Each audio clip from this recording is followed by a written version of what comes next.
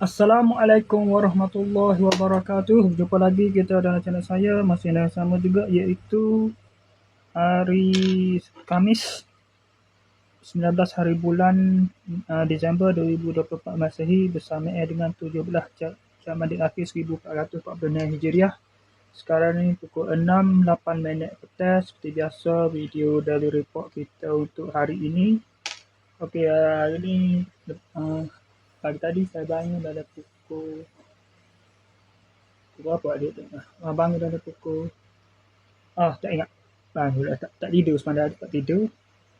Lepas subuh saya tidur. Saya bangun pada 9.50. Itulah sambung kerja 2 hari lepas kan.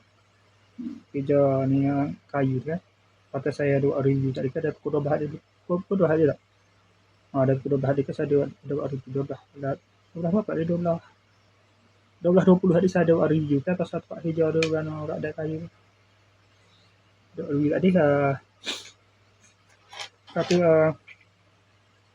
Belahu dia malam Belahu tadi tu saya balik lah.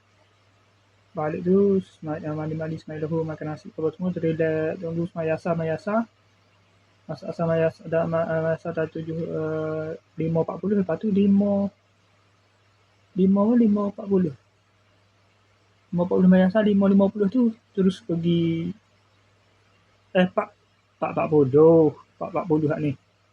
4.30 semai asar, lepas tu 4.30 ni semai asar, lepas tu 4.50 terus bertolak pergi tempat kerja tu lah dah. Kerja golek tak ada gaduh-gaduh terus pergi tu. Ni baru balik ni. Balik ni terus mandi sekali. Balik ni ada pukul 5.46. 4.50 lagi mana ni? 5.56 lah ni balik. 5.46 tadi balik. Tolak balik lah sampai rumah ni ada pukul berapa ni? Sampai rumah ni ada pukul 5.55 ni aku lupa 5.55 tu. Lepas tu terus mandi, lepas tu terus buat video ni. Okey.